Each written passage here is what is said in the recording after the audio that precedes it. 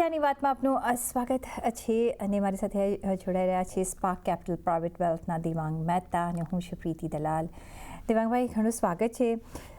Fresh week શરૂ થયું છે અને આપણે જોઈ રહ્યા છીએ વીક ઘણું દબાણ સાથે આપણે શરૂઆત જોઈ રહ્યા છીએ. ઘણું નેગેટિવ ઝોનથી આપણે માર્કેટ સાથે જોઈ રહ્યા અને કેપટાઉન આપણે ઓપનિંગ જોયું અને માર્કેટમાં હવે ટેન્શન દેખાઈ રહ્યું છે. જે રીતના ગ્લોબલ ટેન્શન્સ આપણને વધતા જોઈ રહ્યા છે. એક કઈ રીતના એન્ડ આવશે વી ડોન્ટ નો, કેટલું ચાલશે વી ડોન્ટ નો, પણ એની આજે જે માઠી અસર પાડી રહ્યા છે એ છે ક્રૂડ પ્રાઇસીસ, જે આપણે ઓવરનાઇટ સારો એવા વધી ગયા છે. જે રીતના વેસ્ટ એશિયા બેલ પર ટેન્શન્સ વધતા અહીંયા ઘણી અનસર્ટનિટી વધી ગઈ છે. કઈ રીતના તમે આ ફેક્ટરને જોઈ રહ્યા છો? First of all, Preeti, thanks for having me on the show. Good afternoon. I think, yes, બહુ ક્લિયરલી તમે જો આને ડાયસેક્ટ કરો, આ સિચ્યુએશનને એનાલાઇઝ કરવાની ટ્રાય કરો તો મલ્ટિપલ હેડવિન્ડ્સ ક્રિએટ થઈ ગઈ સડનલી. આટલા વખત સુધી આપણે જેમાં જૂઝતા હતા એ ખાલી શું હતું કે વોરની સિચ્યુએશન હતી. નેચરલી મિડલ ઇસ્ટમાં પહેલા ચાલુ થયું, ઈરાન ઇઝરાયલ, યુએસ અને ઇઝરાયલે ઈરાન ઉપર જે રીતે એટેક કર્યો અને પછી એનું કોલેટરલ ડેમેજ જે છે એ સ્પ્રેડ થવા માંડ્યું. કન્ટ્રીઝ લાઈક દુબઈ, અબુધાબી અને બહેરેન ને ત્યાં બધે પણ આ બધું સ્પ્રેડ થવા લાગ્યું. એની સાથે સાથે હવે જે મોટું કોલેટરલ ડેમેજ થયું એ છે ક્રૂડ પ્રાઇસનું વધવું. નેચરલી આપણે ખબર છે, જે સ્ટ્રેટ ઓફ હોર્મુઝની આપણે વાત કરીએ કે આ બધી મિડલ ઇસ્ટર્ન ઘણી બધી કન્ટ્રીઝ છે જે ઓઇલ પ્રોડ્યુસર્સ છે, ઓઇલ એક્સપ્લોરર્સ છે. તો આઈ થિંક આ બધાના કારણે જે ઇન્ડિયાને સૌથી મોટું જે નુકસાન થઈ શકે, જે આપણે ક્રૂડ ઓઇલ, જે તમને ખબર છે કે આપણે અત્યારના મેક્સિમમ આપણું ક્રૂડ ઓઇલ ઇમ્પોર્ટ કરી રહ્યા છે અને લગભગ આપણે 5 મિલિયન બેરલ પર ડે આપણે જે આપણી લગભગ જે જરૂરિયાત હોય છે એમાં આટલો બધો ભાવ વધી જવો એ કેટલું બધું આપણે નુકસાન કરી શકે છે. અને એના નંબર્સ આઈ થિંક તમે આજે જોયા જ હશે. પણ એ બધું જ અત્યારના ફેક્ટર થવા માંડ્યું છે. ક્રૂડ પ્રાઇસ ઉપર આપણી ઇકોનોમિક, આપણે જે ફિસ્કલ ડેફિસિટની વાત કરીએ એ બધું પણ ડિપેન્ડન્ટ હોય છે. આપણી ઘણી બધી કંપનીઝના ઇનપુટ કોસ્ટમાં પણ આનો વધારો થઈ શકે. હવે જો આ ઘણા વખત સુધી ક્રૂડ બોઇલ ઉપર રહે તો તકલીફ જ છે, પણ જો ક્રૂડ ફરી વખત કુલ ઓફ થઈ જાય અને થોડા સંકેતો આવે કે આ બધું થોડું મેલોડાઉન થઈ રહ્યું છે તો ફાયદો થાય. પણ ઓવરઓલ તમે જુઓ તો આ દ્રષ્ટિ ઇન્ડિયન મેક્રોસ બધા જ સારા હતા. 10 દિવસ પહેલા તમે જુઓ તો ઇન્ફ્લેશન કંટ્રોલમાં હતું. આપણે જોઈએ તો આરબીઆઈ રેટ કટ તરફના ધોરણો રાખી રહ્યું હતું. અર્નિંગ સારા આવ્યા હતા. તમે જીએસટી કલેક્શન્સ જુઓ તો સ્ટ્રોંગ છે. ઓટો સેલ્સ નંબર સ્ટ્રોંગ હતા. પણ નેચરલી જે આ સિચ્યુએશન ઇમર્જ થઈ છે જેમાં આપણા માટે જે વધુ નુકસાનકારક છે, એક છે ક્રૂડ, સેકન્ડ ઓફકોર્સ છે જીઓપોલિટિકલ ટેન્શન્સ, કે જ્યાં સુધી સેન્ટિમેન્ટ ન સુધરે ત્યાં સુધી આપણી માર્કેટ પણ એક પોઝ લઈ રહ્યું છે. પોઝ નહીં પણ ઇનફેક્ટ કરેક્શનમાં જઈ રહ્યું છે. અને હવે તમે જુઓ તો એકદમ કેપિટ્યુલેશન જેવું લાગે છે કે બધા સેક્ટર્સ, બધા બિઝનેસીસ અને બધા માર્કેટ કેપ પણ અત્યારના કરેક્ટ થઈ રહ્યા છે. એબ્સોલ્યુટલી. અને આ જે ગ્લોબલ હેડવિન્ડ્સ છે, જે મેં પહેલાં જ કહ્યું કે આઈ ડોન્ટ નો કઈ રીતના આગળ ચાલશે, પણ અત્યારના જે માર્કેટ્સ પર એની અસર જોઈ રહ્યા છે ને, પર્ટિક્યુલરલી આપણા ડોમેસ્ટિક માર્કેટ્સ પર, જ્યારે બધા જ ફંડામેન્ટલ્સ પોઝિટિવ છે ને તો પણ આપણે માર્કેટની આ અસર જોઈ રહ્યા છે. Crude point of view, it's a very important product for us, because આપણે ઇમ્પોર્ટ કરીએ છીએ અને આપણા બિલ્સ હવે વચ્ચે, લેટ્સ સી કે કેટલું આ હવે પ્રોલોંગ થાય છે. એક બાજુ ઓફકોર્સ રશિયન ઓઇલનું આપણે છે ઓલ્ટરનેટિવ, પણ આઈ ડોન્ટ નો કઈ રીતના એ પણ આગળ વધશે. કઈ રીતના તમે જોઈ રહ્યા છો? બિકોઝ એના લીધે ઘણા બધા સેક્ટર્સ પર અફેક્ટ થઈ ગઈ છે. ઓઇલ એન્ડ ગેસ પર થઈ છે, ઓઇલ પર થઈ રહ્યું છે. ડિરેક્ટલી ઇનડાયરેક્ટલી તમને બધામાં એની ઇફેક્ટ દેખાશે. Auto parts, because auto counters પર બી પડી રહી છે, એવિએશન ઇન્ડસ્ટ્રી પર પડી રહી છે. અને અત્યારના આપણે જે જોઈ રહ્યા છીએ, because of the Strait of હોર્મઝની જે સ્થિતિ છે, ઘણા ટ્રેડ આપણે કરી નથી શકતા અત્યારના, બિકોઝ બધું હોલ્ડ પર આવી ગયું છે. જે ડાયરેક્ટ અસર જે કરતા સેક્ટર્સ છે, ડાયરેક્ટ અને ઇનડાયરેક્ટ, કઈ રીતના તમે એ સેક્ટર્સને જોઈ રહ્યા છો અત્યારના? આઈ થિંક એ તો જોવું જ પડશે કે કયા સેક્ટર્સ નેગેટિવલી ઇમ્પેક્ટ થાય ક્રૂડના વધવાથી અને કયા સેક્ટર્સને ફરક ન પડે. પોઝિટિવલી ઇમ્પેક્ટ તો આઈ થિંક બહુ ઓછા સેક્ટર્સ થાય. જેમ કે તમે જાણો છો કે રિફાઇનિંગ માર્જિન્સ, જીઆરએમ્સ ઘણાના વધે અને જે અમુક કંપનીઝ હોય એ લોકોને બેનિફિટ થાય એના કારણે. પણ આ આઈ થિંક બહુ શોર્ટ ટર્મ સંકેતો છે. ક્રૂડ જ્યારે આટલું સ્પાઇક થઈ જાય, જે મેં પહેલા કહ્યું કે જ્યારે લગભગ તમે વિચારો લાસ્ટ ફ્રાઈડે કે સેટરડે, લગભગ 10 દિવસ પહેલાની વાત કરું તો આ 65, 70, 75 ની આસપાસ હતું, જેને ઓલમોસ્ટ 115, 120 જઈને અત્યારના કદાચ 108 આસપાસ ટ્રેડ થઈ રહ્યો છે ક્રૂડ, જો હું એને ડોલર ટર્મ્સમાં એની વાત કરું તો મારા હિસાબે, જે મેં પહેલા તમને કહ્યું કે આપણે જે હિસાબે લગભગ 5 મિલિયન બેરલ્સ પર ડે ઓઇલ જે ઇમ્પોર્ટ કરીએ છીએ, હવે એને તમે સિમ્પલ 30-40 રૂપિયાથી મલ્ટીપ્લાય કરવાની ટ્રાય કરો તો લગભગ 150 થી $200 મિલિયન આપણે એક દિવસનો ફરક પડે આપણા ઇમ્પોર્ટ બિલ પર. હવે તમે આ કેટલા વખત ચાલશે એની સાથે જો મલ્ટિપ્લિકેશન કરવા જાઓ તો આ નંબર બહુ જ એક્ઝાગરેટેડ નંબર્સ આવશે મહિના માટે, 3 મહિના માટે કે 6 મહિના માટે. તો મારો સેન્સ અત્યારે મને એમ કે છે કે તમે કોઈ પણ હિસાબે આને એક્સ્ટ્રાપોલેટ કરવા જાઓ ક્રૂડને, એ બહુ જ ટફ સિચ્યુએશન થઈ જશે. અને ખાસ કરીને મારા હિસાબે ઘણા બધા ઇન્ડિયામાં ડિફેન્સિવ સેક્ટર્સ છે, જે કન્ઝમ્પશન રિલેટેડ સેક્ટર્સ છે, capital expenditure, engineering related sectors છે, જેમાં નંબર્સ સારા હતા, જેની ઓર્ડર બુક સારી હતી, જેમાં રેવન્યુ ગ્રોથ સારો છે. આઈ થિંક એ સેક્ટર્સ જોવા જોઈએ, બહુ ગ્લોબલ ડિપેન્ડન્સી વાળા સેક્ટર ન જોવા જોઈએ ખાસ કરીને. અને ઓલરેડી આપણે ખબર છે કે હજી તો આ વસ્તુ ચાલે છે, પણ ટેરિફ રિલેટેડ ઇશ્યુઝ પણ હજી ક્લિયર નથી થયા. તો આઈ થિંક ગ્લોબલ જીઓપોલિટિકલ ટેન્શન્સ અને ટેરિફ રિલેટેડ ટેન્ટ્રમ્સ આ બધા તમને થોડા ઇન્ડિયા સેન્ટ્રિક ડોમેસ્ટિક બિઝનેસીસમાં વધુ એક્સપોઝર લ્યો એ સંકેત આપે છે. એબ્સોલ્યુટલી. અને આપણે ઇન્ડિયા સેન્ટ્રિક પર ઓફકોર્સ ધ્યાન રાખી રહ્યા છીએ, પણ ઇન્ડિયા સેન્ટ્રિક પર કાઉન્ટર્સ પર પણ ઓફકોર્સ આ ક્રૂડની અસર આપણે જોઈ રહ્યા છીએ. હવે કમિંગ બેક ટુ બીજો જે આજે ફેક્ટર છે, જે આપણે જોયું બિગિનિંગ ઓફ ધ વીકથી જે સતાવી રહ્યો છે, આજે ફર્સ્ટ ડેના સતાવી રહ્યો છે, જે મહારાષ્ટ્રમાં જે PSU બેંક્સની આજે પર ઇફેક્ટ પડી છે, જે ફાર્મ લોન્સ અહીંયા વેવ કરી શકે છે, ને એના લીધે આજે બેન્કિંગ સેક્ટરમાં અને PSU સેક્ટરમાં, જેમાં આપણે સારી એવી રેલી જોઈ હતી, અહીંયા આપણે અહીંયા સારું એવું દબાણ જોઈ રહ્યા છીએ. કઈ રીતના તમે હવે PSU બેંક્સને જોશો? આઈ થિંક યસ, ઘણા વખતથી PSU બેંક્સમાં જે પોઝિટિવિટી હતી એટલા માટે હતી કારણ કે ઘણા વખતથી ફાર્મ લોન વેવર્સ નતા આવ્યા. તમે જુઓ તો બધાએ બેલેન્સ શીટ પોતાની ક્લીન કરી હતી અને લેન્ડિંગ નવું કરવાની તાકાત આવી હતી. NIMs પણ સુધર્યા હતા અને બધાની બેલેન્સ શીટ, જેમ મેં કહ્યું, સ્ટ્રોંગ હતી અને એ લોકો પ્રાઇવેટ સેક્ટર સાથે કોમ્પિટ કરતા હતા. વેલ્યુએશન્સ પણ ખાસા નીચે હતા અને હવે ત્યાંથી ડેફિનેટલી થોડા વેલ્યુએશન વાઇઝ પણ સ્લાઇટ એક્સપેન્સિવ થયા છે. પણ હવે મોસ્ટ ઇમ્પોર્ટન્ટલી જ્યારે આ ફાર્મ લોન વેવરની ફરીથી વાતો આવે ત્યારે એના જે સંકેતો હોય, અત્યારે ભલે મહારાષ્ટ્રએ વાત કરી છે, પણ જો બીજા સ્ટેટ્સ પણ આ તરફ જાય, અને તમે અથવા પોપ્યુલિસ્ટ પોલિસી કહી શકો કે કાંઈ પણ કહી શકો, તો આઈ થિંક ફરી વખત બેંક્સ પર પ્રેશર આવી શકે છે. અને એનું કારણ એ છે કે લગભગ છેલ્લા 4-5 વર્ષમાં તમે જુઓ તો બહુ દુકાળની સિચ્યુએશન હોય કે એવી ટાઈપની સિચ્યુએશન બહુ ઇમર્જ નથી થઈ. પણ તમે પાસ્ટમાં જોયું હશે કે દરેક વખતે જ્યારે PSU બેંક ને કોઈ રીઝન જોઈએ ત્યારે આ ફાર્મ લોન વેવર કે એવા કોઈ વેવર્સ આવે. તો આ યસ, સેન્ટિમેન્ટલી પણ નેગેટિવ છે અને નંબર વાઇઝ પણ જો આ બધું એબ્ઝોર્બ કરવું પડે. અને આ લોકોની એક જાતની લેન્ડિંગની પોલિસી હોય કે પ્રાયોરિટી સેક્ટર છે, એગ્રીકલ્ચરમાં મારે આટલું લેન્ડિંગ આપવું જ પડશે. હવે એની સાથે સાથે લેન્ડિંગ આપે ને પાછા વેવર્સ આપવા પડે, તો આઈ થિંક નેચરલી ઈ બેંક બેલેન્સ શીટને વીકન કરે છે. તો યસ, થોડું કોશિયસ રાખવું પડશે જ્યાં સુધી આમાં કોઈ ક્લેરિટી ના આવે. બીજી જે હશે, આપણે એડવર્સ ઇફેક્ટ જોઈ રહ્યા છીએ, એ આપણે ઘણા બધા આપણે અનાઉન્સમેન્ટ આપણે જોયા છે, ફોર્સ માર્શરના આપણે જોઈ રહ્યા છીએ, અને એના લીધે ગેસ કાઉન્ટર્સ હોય કે પેટ્રોકેમિકલ્સ કે પ્લાસ્ટિક ઇન્ડસ્ટ્રીઝ હોય, એગ્રીકલ્ચર એન્ડ ફર્ટિલાઇઝર હોય, જ્યાં ઘણો બધો આપણે વપરાશ જોતા હોઈએ છીએ.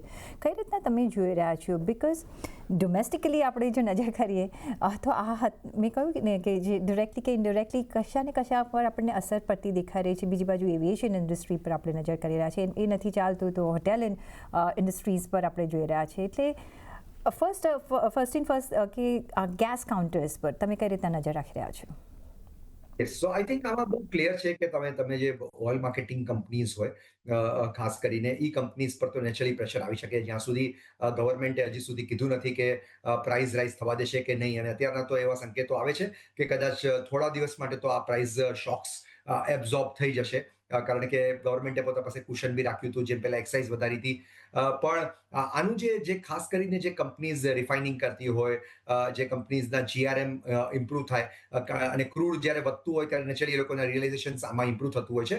તો એ ટાઈપની કંપનીઝને એક બેનિફિટ શ્યોરલી મળી શકે છે. એક્ઝામ્પલ આપું તો ONGC, ઓઇલ ઇન્ડિયા જેવી કંપનીઝ, રિકમેન્ડેશન નથી આપતો, પણ આ ટાઈપની કંપનીઝમાં તમને થોડું પોઝિટિવિટી કદાચ એક મીડિયમ ટર્મ માટે જોવા મળે. પણ જેમ મેં કહ્યું, જ્યારે ક્રૂડ ઘટે પાછું, અને યુ ડોન્ટ નો, તમને આજકાલ હું ઘણા વખત કહું છું કે કોઈ પણ કમોડિટી હોય કે ક્રૂડ હોય કે ઇક્વિટીઝ હોય, એ રાતના જ વધે કે ઘટે છે, રાઈટ? તમને ચાન્સ જ નથી આપતું. માર્કેટ ગેપ ડાઉન હોય કે ગેપ અપ હોય કે ક્રૂડ પણ ગેપ અપ ગેપ ડાઉન થાય છે.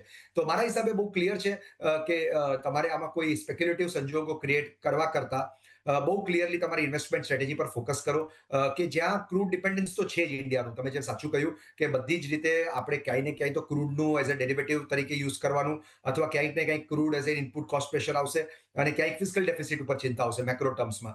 તો ક્રૂડ પર મોનિટર કરવું બહુ જરૂરી છે. જ્યાં સુધી સ્ટેબિલાઇઝ નહીં થાય ત્યાં સુધી આપણી માર્કેટનું સ્ટેબિલાઇઝ થવું પણ મુશ્કેલ છે. પણ સાથે સાથે જેમ મેં કહ્યું, થોડું ઘણું તમારે અહીંયા ડોમેસ્ટિક સેન્ટ્રિક ટ્રેડ લેવું પડશે. જેમ હું હંમેશા કહું છું કે you don't lose when market loses, you probably market જ્યારે પેનિક કરે ત્યારે તમે લૂઝ નથી કરતા, પણ તમે જ્યારે પેનિક કરો ત્યારે તમે લૂઝ કરો છો. તો આ બહુ ઇમ્પોર્ટન્ટ ફેક્ટર છે. હંમેશા લોકો કહે છે કે જ્યારે આવી મંદી હોય ત્યારે તમારું કંટ્રોલ ફક્ત તમારા પોર્ટફોલિયોને કઈ રીતે હું નેવિગેટ કરું એની પર હોવો જોઈએ. કારણ કે ગ્લોબલ વિચાર કરશું તો અત્યારે આપણી પાસે કોઈ ક્લેરિટી નથી. જેમ તમે સ્ટાર્ટમાં કહ્યું કે આ ક્યારે પૂરું થશે એ આપણે ખબર નથી પડતી અત્યારે. યસ, કારણ કે આઈ થિંક વધારે ઈગો ઇશ્યુઝ આવી રહ્યા છે જે બી કન્ટ્રીઝ ત્યાંના ફાઇટ કરી રહ્યા છે, એટલે વી ડોન્ટ નો. બટ તમે કહ્યું કે ડોમેસ્ટિક સેન્ટ્રિક, હવે કઈ રીતના નજર રાખીશું? કારણ કે અત્યારના એઝ અ ઇન્વેસ્ટર એક તો સેન્ટિમેન્ટલી આપણે ડાઉન છીએ, અને આ એપિસોડ આવવાથી, વોર ઇશ્યુ આવવાથી વધારે આપણે સેન્ટિમેન્ટ્સ હવે ડાઉન થતા જોઈ રહ્યા છે. બિકોઝ માર્કેટ જે ઉપર જવાની કોશિશ કરી રહ્યા હતા, એક મેસિવ આપણે એમાં ફોલ થતા હવે જોઈ રહ્યા છે. સો એઝ અ ઇન્વેસ્ટર, યસ, તમારી પાસે ઓપોર્ચ્યુનિટી છે કે લોંગ ટર્મ માટે તમારે કરવું હોય તો આવા વેલ્યુએશન મળશે નહીં. પણ કઈ રીતના તમે અહીંયા ચૂઝ એન્ડ પિક કરશો અને ક્યાં તમે રોકાણ કરશો? કયા એવા તમે સેક્ટર્સ આઈડેન્ટિફાઈ કર્યા છે, એરિયાઝ તમે આઈડેન્ટિફાઈ કર્યા છે? બહુ રેલેવન્ટ ક્વેશ્ચન છે પ્રીતિ. આમાં આપણે જો વાત કરીએ તો 2-3 વસ્તુ જોવી પડે. એક, ખાસ કરીને જ્યારે તમે માર્કેટની વાત કરીએ કે માર્કેટના કોમ્પ્લેક્શનમાં જ્યારે 3 વસ્તુ ઇન્વોલ્વ હોય છે. એક હોય છે સેન્ટિમેન્ટ, બીજું લિક્વિડિટી અને ત્રીજું ફંડામેન્ટલ્સ. ફંડામેન્ટલ્સ નેચરલી રૂલ કરે જ, પણ લોંગ ટર્મમાં, right? Market is a slave of earnings. હું એટલા માટે આ કહી રહ્યો છું કારણ કે અત્યારના લિક્વિડિટી અને સેન્ટિમેન્ટ કદાચ સ્ટ્રોંગ નથી, પણ ફંડામેન્ટલ્સ આપણી માર્કેટના, ખાસ કરીને આપણા મેક્રો, એક્સેપ્ટ ક્રૂડને સાઈડ પર છોડી દઈએ જે 8 દિવસથી થોડું નોટોરિયસ થયું છે, એ સિવાય આપણા બીજા ફંડામેન્ટલ સ્ટ્રોંગ છે. અર્નિંગ્સની હું વાત કરતો હતો. અર્નિંગ્સ તમે જુઓ તો લગભગ લાસ્ટ ક્વાર્ટરમાં 14-15% અર્નિંગ ગ્રોથ તમને જોવા મળ્યો છે લાર્જ કેપ સેગમેન્ટમાં, 19% તમને જોવા મળ્યો છે મિડ કેપ સેગમેન્ટમાં, અને લગભગ 23-24% તમને જોવા મળ્યો છે સ્મોલ કેપ સેગમેન્ટમાં. ઘણા વખત પછી આપણે અર્નિંગ્સ ગ્રોથની વાત કરીએ છીએ. અર્નિંગ્સ કટ પણ ઓછા થયા છે, અને આવનારા ક્વાર્ટરમાં હવે ઇમિડિયેટલી ન પણ થાય, પણ પહેલા અપગ્રેડ્સની વાત ચાલતી હતી. હવે નેચરલી ક્રૂડના ભાવ વધ્યા છે, થોડી સંકેતો ચેન્જ થયા છે, તો અપગ્રેડ્સ નહીં થાય. પણ આપણે valuation correction, time correction, price correction બધું જ જોયું છે. હવે અહીંયાથી તમને જો સ્ટ્રેટેજી બનાવી હોય તો મેં પહેલા કહ્યું એમ થોડું ડોમેસ્ટિક વધારે જવું પડશે. હવે એમાં તમારે 2-3 ચીઝ ખાસ જોવી પડશે. એક, ફાઇનાન્શિયલ કેન્ડિડેટ્સ. ફાઇનાન્શિયલ કેન્ડિડેટ્સમાં થોડી ઘણી પ્રાઇવેટ બેંક્સ છે, થોડી એનબીએફસીસ છે જે સારું કરી રહ્યું છે, અમુક કેપિટલ માર્કેટ રિલેટેડ પ્લેસ છે જેમ વેલ્થ મેનેજમેન્ટ કંપનીઝ હોય, ડિપોઝિટરીઝ હોય. આવા બિઝનેસીસ, આમાં શું કરેક્શન આવી શકે? કરેક્શન આવી શકે, પણ તમારે દરેક ફોલમાં લેવાનું છે. હવે જેમ મેં કહ્યું, ટ્રાન્ચેસમાં ઇન્વેસ્ટ કરી શકાય એઝ અ સ્ટ્રેટેજી. તો એક ફાઇનાન્શિયલ કેન્ડિડેટ્સ થઈ ગયા. એક કન્ઝમ્પશન રિલેટેડ જે છે, થોડું ડિસ્ક્રિશનરી કરેક્શન, ડિસ્ક્રિશનરી કન્ઝમ્પશન. અત્યારે તમે જે ઓટોની વાત કરી, ઓટોના નંબર્સ ફેન્ટાસ્ટિક હતા. ઓટો કંપનીઝના નંબર, અને તમે ફેબ્રુઆરીનો સેલ્સ ડેટા જુઓ તો એ નંબર્સ પણ ફેન્ટાસ્ટિક હતા. એ બધાને સરપ્રાઇઝ કર્યા, જે 2 વ્હીલર હોય, 4 વ્હીલર હોય, પેસેન્જર વ્હીકલ કે સીવીઝ હોય. તો આ પણ એક તમે કન્ઝમ્પશન તરીકે જોઈ શકો છો. અને ત્રીજું, જે હું હંમેશા કહું છું, કંપનીઝ જે ઓપરેટ કરે છે એન્જિનિયરિંગમાં, મેન્યુફેક્ચરિંગમાં, કેપિટલ ગુડ્સમાં, જે ડોમેસ્ટિક સ્ટોરીઝ વધારે છે, એ ટાઈપના સ્ટોક્સ પણ બહુ કરેક્શન જોયું છે. છેલ્લા 1.5 વર્ષમાં બધી કંપનીઝમાં પ્રાઇસ અને વેલ્યુએશન કરેક્શન થયા છે. તો મારા હિસાબે આ 3 જે સેક્ટર્સ છે એનું તમે થોડું પુલ બનાવીને જોઈ શકો છો. અને થોડું ઘણું ઇન્ડિયા સેન્ટ્રિક ફાઇનાન્શિયલ વેલનેસ, આપણે જે વેલનેસના બિઝનેસીસ કહીએ કે ફાર્માસ્યુટિકલના બિઝનેસ કહીએ, એ પણ એક પોર્ટફોલિયોનો સમાવેશ કરી શકો છો. યસ, અને ઓફકોર્સ તો NBFCs, capital market counters, banking counters અહીંયા of course, because financial sector is a backbone of any economy, અને ઇન્ડિયા ઇઝ નોટ ડિફરન્ટ. પણ કઈ રીતના તમે જોઈ રહ્યા છો દેવાંગભાઈ, જે તમે લાસ્ટ, જે મારો નેક્સ્ટ પોઈન્ટ હોવાનો હતો, ફાર્મા સેક્ટર. હવે અહીંયા health care sector any which ways was doing good, અને એમાં આપણે સારું એવું અહીંયા ધ્યાન રાખી રહ્યા હતા. પણ ફાર્મા પરસે આપણે જો જોઈએ તો સીડીએમઓ, મેન્યુફેક્ચરિંગ હોય, અહીંયા પણ આપણે સારી ડાયગ્નોસ્ટિક હોય, અહીંયા પણ આપણે સારી એવી હવે અપમૂવ જોઈ રહ્યા છે. અને જે બિગ ચેન્જ આઈ થિંક લાવી રહ્યા છે અત્યારના, જે ઓફ લેટ આપણે જે જોઈ રહ્યા છે, એ છે વેટ લોસ જે પિલ્સ હવે ઇન્ડિયામાં આપણને પેટન્ટ્સ મળતા દેખાઈ રહ્યા છે. કઈ રીતના તમે જુઓ છો? બિકોઝ એક મોટું અહીંયા માર્કેટ એનું પણ બની રહ્યું છે અલોંગ વિથ અધર પ્રોડક્ટ્સ. કઈ રીતના તમે જોશો ફાર્મા સેક્ટરને? જો તમારે બાયસેક્ટ કરવું હોય તો તમે કઈ રીતના અહીંયા નિવેશ કરશો? યસ, આ સેક્ટર ની જે આપણે કહીએ ને એનું જે એક ફેલાવો છે એ વધુ ને વધુ વધતો જાય છે. એક વખત ઇન્ડિયાના જ્યારે ફાર્મા સેક્ટરની આપણે વાત કરીએ તો નોર્મલી આપણે ખાલી જેનેરિક્સ ટાઈપ કંપનીઝની વાત કરતા હતા જે યુએસ અને યુરોપમાં ને બધે એક્સપોર્ટ રિલેટેડ બિઝનેસીસમાં હોય. પણ હવે તમે જુઓ તો ફાર્માસ્યુટિકલ તમે કહો કે એને હેલ્થ કેર કહો કે તમે એને વેલનેસ કહો, આ સેક્ટર જ એક્સપાન્ડ થઈ ગયું છે. અને હું આની અંદર બધાને જ લઈ આવું. હેલ્થ કેરની જ્યારે વાત કરીએ તો આપણે હોસ્પિટલ્સ પણ હોય, જેમ તમે રાઇટલી કહ્યું ડાયગ્નોસ્ટિક સેક્ટર્સ પણ છે, જે પ્રિવેન્ટિવ ડાયગ્નોસિસ નો કન્સેપ્ટ ઇન્ડિયામાં આવ્યો છે. અને આપણે હોસ્પિટલ બેડ્સની પણ જ્યારે વાત કરીએ તો ઇન્ડિયામાં જોઈએ એના કરતાં સંખ્યા ઘણી ઓછી છે. તો I think private sector hospitals ઘણી બધી નવી લિસ્ટ થઈ રહી છે. અને આમાં અમને ઘણી બધી કંપનીઝ એવી લાગે છે જેના કોઈ પણ તમે રિટર્ન રેશિયોઝ જુઓ તો બહુ સ્ટ્રોંગ છે. ઘણી બધી કંપનીઝે પોતાનું કેપેક્સ કમ્પ્લીટ કર્યું છે અને એ લોકોના બેડ્સ અને એની ક્ષમતા વધતી જાય છે. તો આ ટાઈપની કંપનીઝ પણ જોવી જોઈએ. તમે સીડીએમઓની વાત કરી, યસ, આ ટાઈપની કંપનીઝ પણ છે જે પ્રોગ્રેસિવલી સારું કામ કરી રહી છે. રિસર્ચ ટાઈપનું જે બિઝનેસ હોય એમાં પણ આઈ થિંક યસ થોડો ટાઈમ લાગે એમાં રિટર્ન્સ બનતા, પણ એ બધા બિઝનેસીસ છે ને એવા છે કે જેમાં કઈ નિશ વેરાયટી મળે તમને. અને નોર્મલ બિઝનેસીસ જેમ મેં કહ્યું જેનરિક્સ ને બધું that is more dependent on US FDA હોય કે આ બધા સાથે. તો મારા હિસાબે જે મેં પહેલા તમને સેક્ટર્સ કીધા હોસ્પિટલ, ડાયગ્નોસ્ટિક્સ, આ બધા સેક્ટર પર અમારું ફોકસ વધારે છે જો હું હેલ્થ કેરની વાત કરું તો. ટુરિઝમ અને અહીંયા હોસ્પિટાલિટી સેક્ટર, ટુરિઝમ સેક્ટર પર જો નજર કરીએ તો અહીંયા એક ઓફકોર્સ જે અત્યારના સિચ્યુએશન બની રહી છે વેસ્ટ એશિયામાં, એના લીધે એક મોટો ઇમ્પેક્ટ આવી રહ્યો છે. ઓક્યુપન્સી લેવલ્સ ઓછા થતાં આપણે જોઈ રહ્યા છીએ, ઘણા બધા કેન્સલેશન જોઈ રહ્યા છીએ. અને જે ક્રૂડના પ્રાઇસીસ છે ઓફકોર્સ એવિએશન ઇન્ડસ્ટ્રીને ઘણું બધું નડી રહ્યું છે. મે બી બિકોઝ ફ્લાઇટ રીરૂટ થઈ રહી છે, એક વધારે સ્ટોપેજ લેવાઈ રહ્યો છે બિકોઝ જો ફ્લાઇટ રિફ્યુલિંગ કરવું હોય તો એ રીતના પણ કોસ્ટ વધતા આપણે જોઈ રહ્યા છે. એક બાજુ આ ક્રૂડની કદાચ શોર્ટેજ આવે છે, નથી આવતી, દેટ ધ ટાઈમ વિલ સે. પણ કઈ રીતના તમે જોઈ રહ્યા છો આપણે ડિસ્ક્રિશનરી કન્ઝમ્પશન માટે આ જે સેક્ટર હતો એક મોટો રોલ પ્લે કરી રહ્યો હતો because you and me we were all travelling અને વી આર ટ્રાવેલિંગ. કઈ રીતના તમે જોશો અફેક્ટ પડશે આ સેક્ટરને? બિલકુલ સાચી વાત છે પ્રીતિ, કે આ સેક્ટર અત્યારના એક રીતે એક બૂમિંગ સેક્ટર બની ગયું હતું. અને આપણે જોયું છે પોસ્ટ કોવિડ જે ટ્રાવેલ ફિનોમિનન ચાલુ થયું હતું, જેને પહેલા આપણે એક રિવેન્જ ટુરિઝમનો વર્ડ આપ્યો હતો, પણ અત્યારના લોકો જનરલી એકદમ સ્ટ્રોંગલી બધી જ ટાઈપનું ટ્રાવેલ, તમે કોર્પોરેટ ટ્રાવેલ કહો, ફેમિલી ટ્રાવેલ, લીઝર ટ્રાવેલ તમે એને કહી શકો, અથવા ઇનફેક્ટ એક નવું સ્પિરિચ્યુઅલ ટુરિઝમ પણ એક ઇન્ડિયા એક હબ બનવાની તૈયારી કરી રહ્યું હતું. મારા હિસાબે યસ ડેફિનેટલી કદાચ ડોમેસ્ટિક ટ્રાવેલ લોકો હજી પણ ઘણું કરશે, પણ જે લોકો અત્યારના માર્ચ, એપ્રિલ, મે માં જે વેકેશન ગાળામાં જે ઇન્ડિયાની બહારે જવાનું વિચારતા હતા, જેની ફ્લાઇટ ટિકિટ્સ જેની લેવાની તૈયારી હતી અને ટૂર્સ બુક કરવાની, એને ડેફિનેટલી થોડું અત્યારના ફરક પડી શકે છે. એનું કારણ એ છે, એક તો તમે જેમ કહ્યું એમ ક્રૂડ જ્યારે ઉપર છે, એવિએશન ટર્બાઇન ફ્યુલ મોંઘું થશે તો સમય જ બતાવશે કે ટિકિટ્સના ભાવ પણ ઉપર જઈ શકે છે. સાથે સાથે ડેફિનેટલી તમે જે પણ ઇન્ડિયન કંપનીઝ બહારે ઓપરેટ કરતી હશે, અમુક હોટલ્સ ને બધું, એના પર પણ ઇમ્પેક્ટ આવી શકે. અને જે બહારનું જે ટુરિઝમ ઇન્ડિયામાં આવે, જે બહારથી ટુરિસ્ટ આપણે ત્યાં આવતા હોય, એની સંખ્યામાં પણ ફરક પડે. કારણ કે મેક્સિમમ તમે જુઓ તો કનેક્ટિવિટી જે યુરોપને મળતી હોય કે આફ્રિકાને મળતી હોય, એ બધી મિડલ ઇસ્ટ થઈને જ આવતી હોય છે, રાઈટ? તો એ બધા દુબઈ, અબુધાબી કે દોહા કે એ બાજુથી જ બધી ફ્લાઇટો આવતી હોય છે. તો આઈ થિંક આ જેટલું જલ્દી સોલ્વ થઈ જાય એટલીસ્ટ જે કોલેટરલ ડેમેજ છે એ બધી કન્ટ્રીઝનું, તો મારા ખ્યાલથી ટુરિઝમને વધુ ફરક નહીં પડે. કારણ કે ઘણી વખત તમે જુઓ તો રશિયા યુક્રેન હજી પણ વોર સિચ્યુએશનમાં છે જ, પણ ત્યાં સિવાય આ જનરલી ગ્લોબલ હવે એમાં એડજસ્ટ થઈ ગયું છે. તો મારા હિસાબે આ જ્યાં સુધી આ રિટોરિક્સ હશે વોરના આજુબાજુ મિડલ ઇસ્ટમાં, ત્યાં સુધી ટુરિઝમ તકલીફ આપશે. પણ આનું એન્ડ તો છે જ. આજે 15 દિવસ, મહિના, 2 મહિના આપણે બી નથી ખબર. પણ મારા હિસાબે આ બધી કંપનીઝ કે જે છે હોટલમાં જે ઓપરેટ કરીએ છીએ, એવિએશનમાં પણ ઓપરેટ કરે છે, કોઈને કોઈ ભાવ પર ડેફિનેટલી આ સ્ક્રીમિંગ બાય થશે. હું એમ નથી કહેતો કે આજે બ્રેવાડ થઈને બાય કરવું જોઈએ, પણ આને તમારા રેડારમાં ફોકસ લિસ્ટ પર રાખવું જોઈએ. કારણ કે આ સેક્ટર્સ ફરી વખત લોકો 2-3 મહિના ટ્રાવેલ નહીં કરે તો એના પછી વધુ ટ્રાવેલ કરશે ને કરશે જ.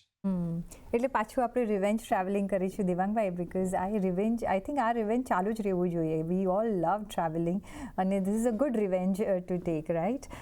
પણ બીજી બાજુ આપણે જો નજર કરો, અને જે ફ્લાઇંગ જે ઝોન છે, I think over Iran, maximum flights over Iran આવતી હોય છે જો આપણે ભારતની વાત કરીએ તો, એટલે એ પણ એક થોડું મેપિંગ એન્ડ રીરૂટિંગ થઈ રહ્યું છે. બીજું જે કાઉન્ટર છે એ ડિફેન્સ સ્પેસ છે. હવે બિકોઝ ઓફ ધ સિચ્યુએશન જ નહીં, એની પહેલાં પણ આપણે જોયું હતું કે અહીંયા જો તમારું ડિફેન્સ એકદમ મજબૂત હોય તો એ એક ડેવલપ કન્ટ્રીની એક નિશાની પણ હોતી હોય છે ને everybody would like to protect there country. Defence sector પર સે આપણે જોયું કે મોટું એલોકેશન છે, મોટા સ્પેન્સ આવી રહ્યા છે, મોટી ઓર્ડર બુક છે, પણ જો ઇન્વેસ્ટ કરવું હોય તો તમને આ સેક્ટર કઈ રીતના ગમી રહ્યું છે? ના, આ એક સેક્ટર હવે જેને તમે ક્યારે પણ તમે મેઇન સ્ટ્રીમ ન કહેતા આ સેક્ટરને. આપણે નોર્મલી હંમેશા 4-5 સેક્ટરની જ વાત કરતા. આપણે ફાઇનાન્શિયલ્સની વાત કરીએ, આપણે ઓઇલ એન્ડ ગેસની વાત કરીએ, આપણે આઈટી સેક્ટરની વાત કરીએ અને નોર્મલી કન્ઝમ્પશનની વાત કરીએ. આ 4-5 સેક્ટર્સ મોટા-મોટી આપણે વાત કરતા હોઈએ. પણ હવે આપણે જોઈએ કે એક બહુ જ ઇમ્પોર્ટન્ટ સેક્ટર જેનું આજે ઇન્ડિયાનું પણ એક પ્રભુત્વ એમાં એસ્ટાબ્લિશ થઈ રહ્યું છે કે ઇન્ડિયા સેલ્ફ ડિફેન્સમાં હોશિયાર છે અને ઘણા બધા એવિડન્સ ઇન્ડિયાએ લાસ્ટ 2-4 જે વોર જેવી સ્પાઇક્સ થઈ હતી એમાં ઇન્ડિયાએ હંમેશા પોતાનું દેખાડ્યું છે કે કઈ રીતે અમે પોતાના રેડાર સિસ્ટમ્સથી પ્રોટેક્ટ કરી શકીએ છીએ, કઈ રીતે અમે ઇન્ટરસેપ્ટ કરીએ છીએ ડ્રોન્સને. તો મારા હિસાબે આ એક બહુ સ્ટ્રોંગ મેસેજિંગ હતું અને સાથે સાથે તમે જુઓ તો આપણે અમુક જે ઇમર્જિંગ કન્ટ્રીઝ હોય કે જે એટલી ડેવલપ નથી કન્ટ્રીઝ રાધર, એને આપણે હવે ધીમે ધીમે એક્સપોર્ટ પણ કરીએ છીએ એમને અને પોતા માટે પણ આપણે અત્યારે સેલ્ફ સફિશિયન્ટ થવાની ટ્રાય કરીએ છીએ. કેટલી બધી ટેકનોલોજીઝ એવી છે જે તમે અત્યારે જુઓ તો આપણે પોતે બનાવી રહ્યા છીએ અને ઘણા બધા લોકલ આપણે એવા વેપન્સ બનાવવાની તૈયારી કરી રહ્યા છે કે જે પણ સિક્યુરિટી સિસ્ટમ્સનું એન્હાન્સમેન્ટ આપણે કરી રહ્યા છીએ. તો મારા હિસાબે આ સેક્ટર બહુ ઇમ્પોર્ટન્ટ છે. આમાં ઘણી બધી કંપનીઝમાં કરેક્શન પણ આવ્યું છે પાસ્ટમાં અને તમે જુઓ તો ઓર્ડર બુક જેમ તમે કહ્યું એ સારી છે. ઘણી બધી કંપનીના રિટર્ન રેશિયો સારા છે. તો આ સેક્ટરને યસ હું એમ નહીં કહું કે બધા જ સ્ટોક લેવા જોઈએ, પણ આ સેક્ટર ડેફિનેટલી રડારમાં હોવું જોઈએ અને આમાં બાઇંગ કરવું જ જોઈએ કારણ કે આ સેક્ટર હવે મેઇન સ્ટ્રીમ થતું જાય છે અને ગવર્મેન્ટ સ્પેન્ડિંગ આમાં ધીમે ધીમે વધતું જ જશે. જેમ આપણે સેલ્ફ સફિશિયન્ટ થઈએ છીએ એમ કદાચ ઘણી બધી કન્ટ્રીઝ પણ આપણી પાસે ડિમાન્ડ કરશે. આપણી ટેકનોલોજીના કારણે આપણી પાસે ઘણું બધો એ લોકો વ્યવસાય આપણને આપી શકે છે. એબ્સોલ્યુટલી. એટલે આપણે સક્ષમ બી થઈશું. We have started exporting. આપણી ટેકનોલોજી, ટેકનિકલ નો હાઉ પણ આપણે એક્સપોર્ટ કરી રહ્યા છીએ અને એ સિચ્યુએશન પર અત્યારના આપણે આવી ગયા છે. સો ઘણા બધા એવેન્યુઝ છે જેમાં આપણે અહીંયા નિવેશ કરી શકીએ છીએ. ભલે માર્કેટનો અત્યારના એક આપણે જોઈ રહ્યા છીએ ફેઝ થોડો ડાઉન છે, પણ એનો આપણે પૂરેપૂરો ફાયદો લઈશું. ઓન દેટ નોટ, દિવાંગભાઈ, ઘણો આભાર તમારો અમારી સાથે આજે જોડાવા બદલ અને આપના વેલ્યુબલ વ્યૂઝ અમારી સાથે શેર કરવા બદલ. અને એ સાથે જ મને પણ આપશો રજા. પણ જોડારા રહેજો CNBC બજાર સાથે. નમસ્કાર.